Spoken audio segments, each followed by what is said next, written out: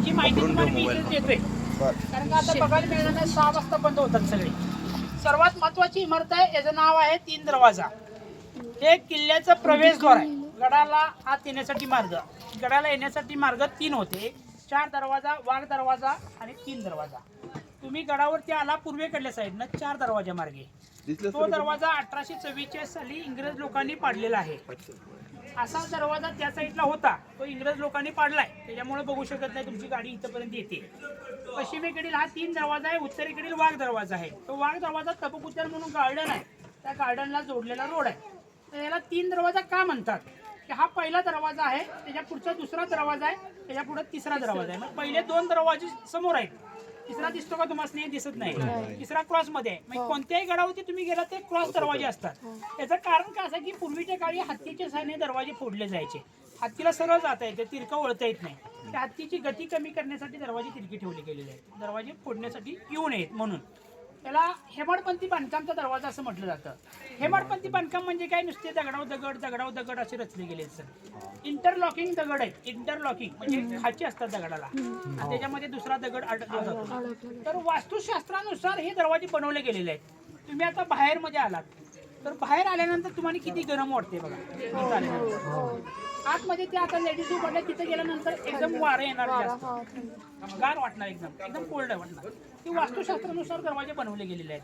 म्हणजे जिथं तुम्ही त्या दरवाजा साईडला सैनिक लोक पहारा करून बसलेले असायचे, त्याला सुद्धा त्या ठिकाणी ती हवा लागली पाहिजे, या दृष्टिकोनातून दरवाजे ते तसे बनवले गेले. तर दुसरा दरवाजा बनवलाय, चुना आहे, गूळ आहे, कात आहे, उडदाची डाळ आहे, माती आहे, मिक्स केलेलं बांधकाम आहे. त्याच्या पुढचा जो दरवाजा आहे तो शिसचं बांधकाम आहे, शिस वापरलेले आहे. शिस हे सिंधुदुर्ग किल्ल्याला सुद्धा वापरले गेले. तर शिवाजी महाराजांनी असं मोठं डोकं चालवलं की समुद्रामध्ये किल्ला आपल्याला बांधायचा आहे.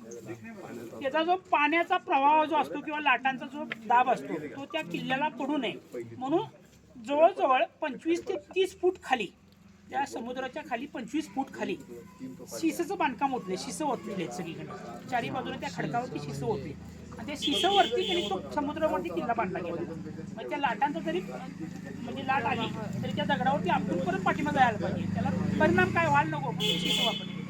तर हा दुसरा दरवाजा, तिसरा दरवाजा शिसचं बांधकाम. हा दरवाजा, या दरवाजा मार्गे छत्रपती शिवाजी महाराजांनी 6 मार्च 1673 कोंडोजी फर्जतला पाठवलं अमावस्याच्या रात्री. आणि हा किल्ला 60 लोकांनी फक्त घेतला, किल्ला जिंकून घेतला. फक्त 60 लोक गडावरती आले. वरती 2500 सैन्य होतं. बाबू खान नावाचा किल्लेदार होता, त्याला मारला गेलाय आणि त्या ठिकाणी लढाई करून हा किल्ला शिवाजी महाराजांनी ताब्यात घेतला 6 मार्च 1673ला. त्यावेळेला 9 मार्च 1673 साली छत्रपती शिवाजी महाराज या गडावरती आले, दुसऱ्यांदा आलेले होते या गडावरती. त्यावेळेला विष्णुतीर्थ चौकामध्ये, या समोरच्या चौकामध्ये सुवर्ण फुलांचा सत्कार शिवाजी महाराजांचा या चौकामध्ये केलेला होता, जिथं शिवाजी महाराजांच्या पायांचा स्पर्श झालेला आहे. तो चौक आहे विष्णुतीर्थ चौक.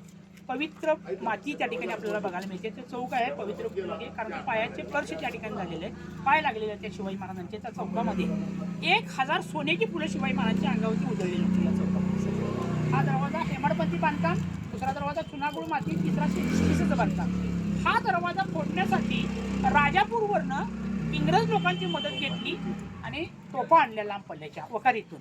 आणि 2 ते 2.5 किलोमीटर पायथ्यापासून रस्ता दिसतो का तुम्हाला खाली, तो तेवढ्या अंतरावरनं तोफेचा मारा केलाय दरवाजा. तोफा आणल्या.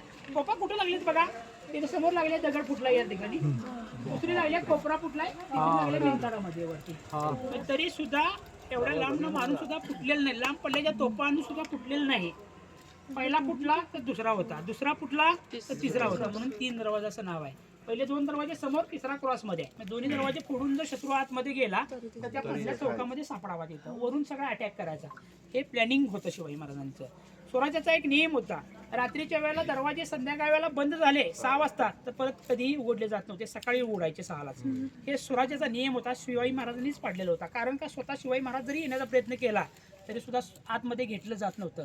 हे म्हणून छत्रपती शिवाजी महाराजांनी 300हून अधिक किल्ल्यावरती राज्य केलं. 300 किल्ले जिंकलेले आहेत. 365 किल्ल्यापैकी 300 किल्ले शिवाजी महाराजांनी जिंकलेले आहेत. हे एकमेव राजा होता असाच की कधी न हरणारे राजे छत्रपती संभाजी महाराज या ठिकाणी होते. तर हा दरवाजा 3 दरवाजा.